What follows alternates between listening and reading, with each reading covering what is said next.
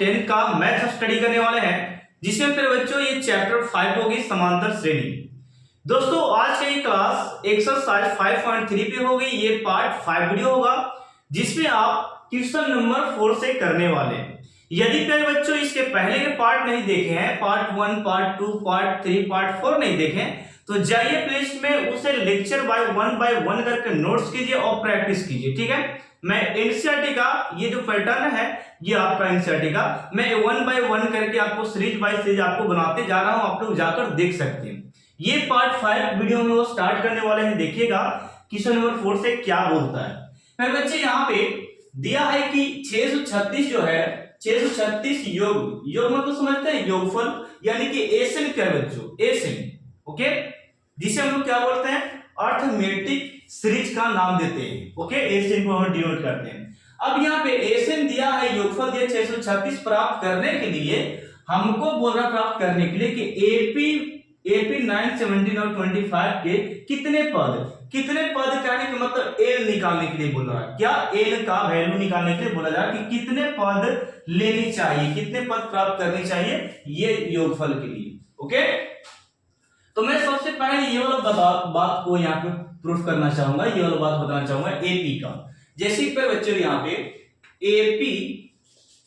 AP में 9 दिया है, 9, 70 और ये है आपका 25 डॉट डॉट डॉट, इस प्रकार हो गया। अब यहाँ पे बच्चों ये 9, 17 और 25 जो है, यहाँ पे आप ये जानते हैं कि ए का वैल्यू क्या होता है, ए को क्या बोलते हैं, तो ए को हम प्रथम पद बोलते हैं और पहला पद से इसको डिनोट किया जाता है ए को।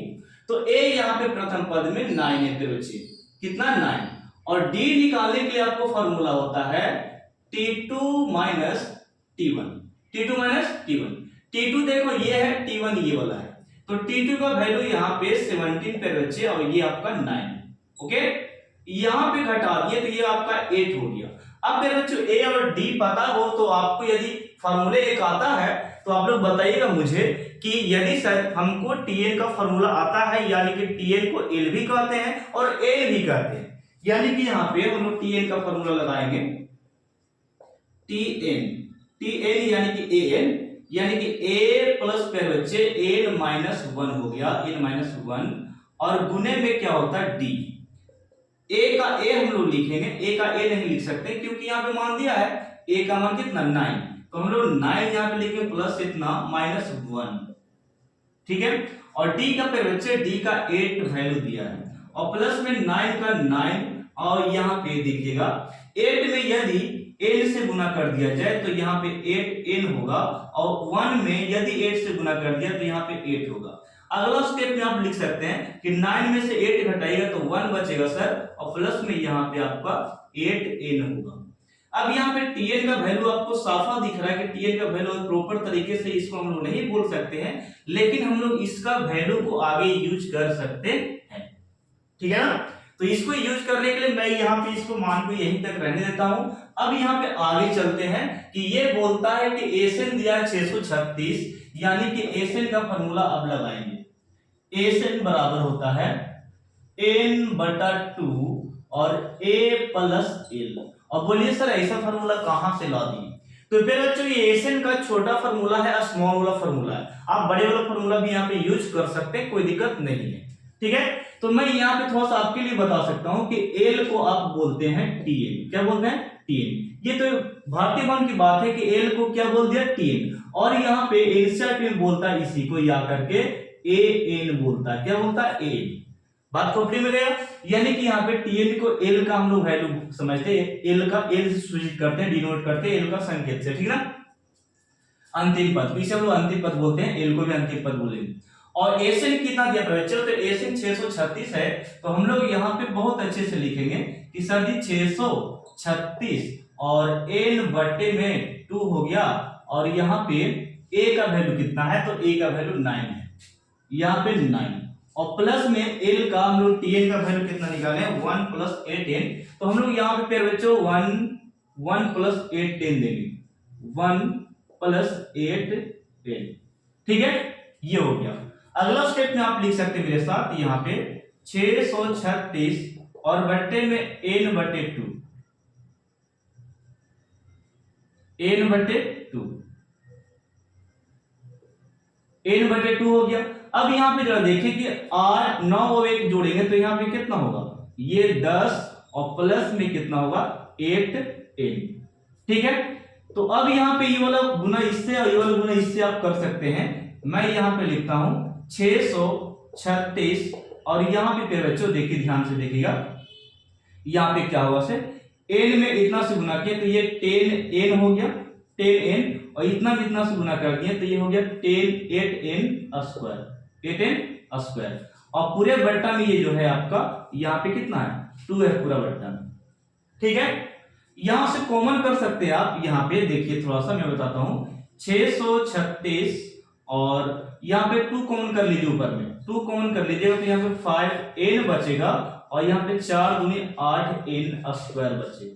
ठीक है, और पूरे बट्टा में यहाँ पे क्या है 2 है नीचे में, तो 2 से 2 ये वाला फिनिश हो गया। ओके, 2 से 2 कट चुका है। अब यहाँ पे बच गया क्या, इसको मैं सही से करके लिखता हूँ। ठीक है, सबसे पहले मैं 4n स्क्वायर लिखता हूं और प्लस में 5n लिखता हूं और ये प्लस वाला इस तरफ आएगा तो क्या होगा 636 माइनस में और बराबर में क्या बचेगा 0। अब यहाँ पे एबीसीडी के मान मैं बताता हूं कि सर जी यहाँ पे अगला स्टेप में चलो यहां से बताते हैं। ठीक ना, चलिए यहाँ पे एबीसीडी द्विघात संख्या आप लोग पढ़े होंगे कि विवेचक निकालने के लिए, डी निकालने के लिए हम लोग ए बी सी डी का मान होना जरूरी है। तो इधर बच्चों ये ए का मान, बी का मान, ये सी का मान, यानी कि हम लोग यहाँ पे अब यहां से स्टार्ट करते हैं। यहां ए बराबर 4 है, ए बराबर कितना दिया 4 पे बच्चे, बी बराबर कितना 5, बी बराबर 5 है और यहां सी बराबर दिया -636, ए बी सी। ओके, चलिए अब यहाँ पे भी सी हो गया तो डी का फार्मूला हम लोग जानते हैं, डी का विवेचक का formula B square minus 4ac क्या होता है 4ac, इसका फार्मूला होता है। ठीक है, अब यहाँ पे b का वैल्यू कितना 5 है तो यहाँ पे 5 हम लोग यहाँ पे दे दिए और 4 का 4 और a का वैल्यू कितना है 4 और c का वैल्यू कितना पे बच्चों, तो c का वैल्यू आपका यहाँ पे देखेगा, यहाँ पे c का वैल्यू मैं बताता हूं, c का वैल्यू 636 है। कितना 636 मैंने बैठा दिया c का वैल्यू। अब यहाँ पे 5 का स्क्वायर आप लोग बता सकते हैं कितना होता है, 5 का स्क्वायर 5 5 25 और यहाँ पे माइनस और माइनस यहाँ पे कर बच्चे माइनस माइनस ये वाला माइनस और माइनस ये वाला हो गया प्लस और 4 चौके 16 में और इतना में गुना कीजिएगा ना तो आपका आएगा 10,201 आपका गुना करके आएगा टोटल। ठीक है, अब यहाँ पे वेट इतना नहीं आएगा, रुकिएगा थोड़ा सा मैं ज्यादा यहाँ पे लिख दिया, आपको 25 साइड करना है ना तो रुक जाइए हम बता देते हैं, थोड़ा सा रुक जाइएगा, 25 घटाते इसमें से तो यहाँ पे बचेगा 6 5 11 यानी कि यहाँ पे 9 में से 2 गया तो 7, 176 गुना करके आया फिर बच्चे, यहाँ पे गुना करके आपका आ गया 176। ओके, देखिए 10,176 इसको गुना करके आपको आएगा और माइनस माइनस क्या हो गया प्लस, अब इसको ऐड कीजिएगा ना तो यही को मैं लिख रहा था 10,201। ओके, तो ये निकला डी का वैल्यू। अब ये डी का वैल्यू निकल गया तो मैं थोड़ा सा इसे इरेज कर रहा हूं, इसे आप स्क्रीनशॉट ले सकते हैं। ठीक है, हो गया। देखिए फिर बच्चों ये हो चुका है आपका, यहाँ पे फाइंड आउट हो चुका है आपका समीकरण के रूप में। अब द्विघात के जब डी पता हो गया ना, द्विघात का जब डी पता हो गया तो आप मूल का फॉर्मूला लगा सकते हैं। तो यहां पे लिखिएगा मूल बराबर फॉर्मूला होता है minus B plus minus D, plus minus क्या होता है डी और बट्टा में होता है बच्चों, बट्टा में होता है 2a। ये फार्मूला विवेचक निकालने का। ठीक है, विवेचक निकालने का ये फार्मूला है, मूल निकालने फार्मूला। तो b का वैल्यू कितना है, तो b का वैल्यू 5 है बच्चों, तो यहाँ पे हम लोग लिखेंगे माइनस पहले से दिया फार्मूला में, तो ये b का वैल्यू 5 हम लोग यहाँ पे बैठा चुके, 5 हो गया, प्लस माइनस देना पड़ेगा और d का वैल्यू हम लोग यहाँ पे निकाले, d का वैल्यू ये रहा, यानी कि इसको हम लिख सकते हैं 10,000 10,201 और पूरा बट्टे में 2 गुने ए का वैल्यू कितना है, तो ए का वैल्यू 4, ए का वैल्यू कितना है 4।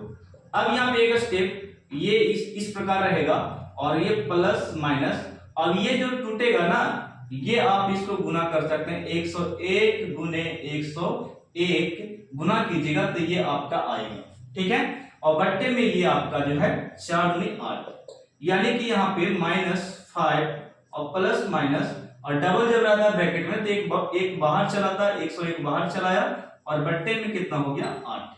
अब इसी को एक बार प्लस में लिखना और एक बार माइनस में, यानी कि हम लोग यहाँ पे -5 और प्लस में 101, एक बार प्लस में एक बार माइनस में, ये हो गया। इसी को एक बार प्लस में लिखे ना तो एक बार माइनस इसी को लिखना, ठीक है, इस प्रकार ये हो गया आपका माइनस में, एक बार प्लस में लिख दिया, एक बार क्या हो गया माइनस में। अब यहाँ पे बच्चों देखिएगा कि 101 में से 4 को घटाए 5 को घटाइए तो ये आपका आएगा ऊपर में 96 आएगा और नीचे में कितना 8 आएगा, ठीक है। यहाँ पे जोड़ दीजिए इसको तो ये आएगा 106 और बट्टा में 8, तो ये इसको काट सकते हैं, आपको कितना बार में कटेगा 8 एकम 8, 8 दूनी 16, 8 96, ये कट गया। और ये जो कटेगा ये कटे चाहे मत कटे, इसको हम लोग माइनस को एन के रूप में नहीं लेंगे, ठीक है। तो मेरा आंसर जो आया 12 आ गया, कितना आ गया 12, ये वाला आप लोग काट लीजिएगा, ओके। तो यहाँ पे बच्चों एन का वैल्यू हम लोग निकाल चुके हैं, यानी कि 12। वही पूछ रहा था कि एपी में कितने पद लेना पड़ेगा, यानी कि 12 पद लेना पड़ेगा, तब जाके कितना होगा 636 आएगा, ठीक है। तो चले इस पर स्क्रीनशॉट लीजिए। मैं नेक्स्ट फिर बच्चों अब हम क्वेश्चन नंबर 5 में आपको एक्सप्लेन करने वाला हूं, वो भी बेहतरीन तरीके से। सबसे पहले मैं आपको ये बता दूं कि इस तरह का प्रश्न आपको यदि बोर्ड में नहीं पूछेगा तो मुझे बताइएगा कमेंट सेक्शन में कि सर नहीं पूछा। इस तरह के प्रश्न बनते हैं बिहार बोर्ड एग्जाम में, तो इसे आप लोग बेहतरीन तरीके से करना, ठीक है। चलिए स्टार्ट करते हैं। देखिएगा मैंने लिखा पे बच्चे कि एपी का प्रथम पद तो समझते हैं कि ए का मान दिया है, यानी कि ए का वैल्यू आपको दिया है 5, कितना दे चुका है 5, ये हो गया प्रथम पद, ये ए का वैल्यू। अंतिम पद समझ रहे होंगे, यानी कि इसको हम लोग बोलते हैं टीएन, और एनसीईआरटी में प्यारे बच्चे बोलता है इसी को या करके एएन बोलता है, टीएन को, और इसी को हम लोग एक और नाम देते हैं फॉर्मूले में, एल भी बोला जाता है, यानी कि टीएन भी बोल सकते हैं, एन भी बोल सकते हैं और एल भी बोल सकते हैं अंतिम पद को, ठीक है। कितना दिया है यहाँ पे, यानी कि टीएन या इसी को लिख सकते हैं एल बराबर कितना दे चुका है 45, ठीक है। और योगफल, योग का मतलब होता है एसएन, यानी कि एसएन कितना दे चुका है, एसएन आपका है 400 हो गया। और पदों की संख्या का मतलब होता है एन, तो एन निकालना है आपको, और आपको सारवंतर का मतलब होता है डी, यानी कि डिफरेंस, ये आपको निकालना। तो सबसे पहले टीएन से हम लोग चल लेते हैं। तो टीएन से फिर बच्चों यहाँ पे टीएन से हम लोग यहाँ पे लिखेंगे टीएन बराबर फॉर्मूला होता है a प्लस एन माइनस 1 और गुने में फिर बच्चों ये होता है डी, और टीएन का वैल्यू कितना है 45 है, तो हम लोग यहाँ पे 45 देंगे, और a का वैल्यू कितना 5 फिर बच्चों, तो 5 मैंने दिया, n माइनस 1, और d का वैल्यू नहीं है तो d को रहने देते हैं, ओके। अब यहाँ पे देखिए क्या ये 45 और यहाँ पे प्लस में था ना, तो ये आ गया इस तरफ माइनस में, LHS माइनस तो क्या हो गया माइनस में, और यहाँ पे n माइनस 1 और इनटू में बच गया d, यानी कि यहाँ पे 40 है और n माइनस 1 और इनटू में क्या हो गया d। यही स्टेप को और अच्छे से लिखने के लिए आप क्या कीजिए कि d को रहने दीजिए, यानी पे बच्चे d को मैंने रहने दिया, और ये जो n माइनस 1 है उससे गुना में लिख सकते हैं, गुना वाला भागा में, यानी कि ऊपर में आपका 40 हो गया और नीचे में n माइनस 1 आ गया। बात को समझिए, गुना वाला कहां चला गया, भागा में चला गया, गुना वाला कहां चला गया, ये वाला भागा में चला गया 40 के नीचे। तो इसको आप मान लीजिए ना, इसको मान लीजिए समीकरण फर्स्ट मान लीजिए, ठीक है। चलिए ये डी का जो मान है प्रॉपर तरीके से अभी नहीं निकला। अब हम लोग एसएन का मान यानी कि 400 से लगा सकते हैं, ये आखिर है क्या। तो हम लोग यहाँ पे एक फार्मूला लिखते हैं कि एसएन बराबर सर जी n/2 और a प्लस मैंने l लिखा। अब बोलिए सर ये कहां से लिख दिए, तो ये एसएन का फॉर्मूला, ये शॉर्ट फॉर्मूला है, ठीक है। यानी कि l को आप, मैं समझाया, l को आप बोलते हैं tn, या एनसीईआरटी में एनसीईआरटी में इसी को लिखता है n लिखता है, ठीक है ना। तो tn n या l को बोल सकते हैं, अंतिम पद है। ये 600 कितना दिया, एसएन का वैल्यू 400 दिया, 400 दे चुका है इसका वैल्यू, और n का n हम लोग रहने देते हैं बट्टे में 2। a का वैल्यू कितना है, तो a का वैल्यू 5 है, तो हम लोग यहाँ पे 5 बैठाएंगे, और tn का वैल्यू कितना दे चुका है, तो 45 है, तो हम लोग यहाँ पे 45 कर सकते हैं। अब फिर बच्चे यहाँ पे 400 और n बटे 2 हो गया। अब इसको गुना जोड़िएगा ना, तो ये होगा 50। अब इसको काट सकते हैं 25 बार में, 25 बार में जब इसको काट दिए फिर बच्चे, तो क्या ये नहीं कटेगा, ये भी कटेगा। कितना बार में कटेगा फिर बच्चे, तो ये 25 चौके 100 होता है, 25 चौके कितना होता है 100, और 25 चौके 100 यानी कि 16 बार में ये कट सकता। कितना बार में, 16 बार में, 25 चौके 100, 25 चौके 100, 25 चौके 100, यानी कि 4 बार में 4 चौके 16, यानी कि यहाँ पे 16 आ गया n का मान। कितना आ गया, n का मान कितना आ गया 16। ओके, काट के देख लीजिएगा, 25 चौको 100 होता है ना, और 4 बार काटिएगा ना, तो यहाँ पे 25 चौको यानी कि कितना हो जाएगा आपको 16 बार तक हो जाएगा। कितना बार में, 16 बार में। अब यहाँ पे n का वैल्यू 16 जो आ गया, यही वैल्यू को हम लोग यहाँ पे d में यूज कर सकते हैं, यानी पर बच्चे समीकरण फर्स्ट आप लिख सकते हैं, समीकरण फर्स्ट, यानी कि यहाँ पे d बराबर 40 और बट्टे में n माइनस 1 है, और n की जगह पे 16 बैठा सकते हैं आप यहाँ पे, तो लिख सकते हैं d बराबर 40 ऊपर में, और n का वैल्यू 16 माइनस कितना 1, और इसको घटा लीजिए आप, तो ऊपर में 40 बच गया और नीचे में 15 बच गया। काटिए 8 5 40 और 5 दिया 15, यानी कि d का वैल्यू 8 बट्टे कितना हो गया 5, ये हो गया d का वैल्यू। तो ये एक आंसर यहाँ पे आपका, और एक आंसर आपका यहाँ। तो वही पूछ रहा था कि n का वैल्यू पदों की संख्या बताइए, सार्वत्रिक d बताइए। तो ये क्वेश्चन आपको कैसा लगा मुझे बताइए कमेंट सेक्शन में, ठीक है।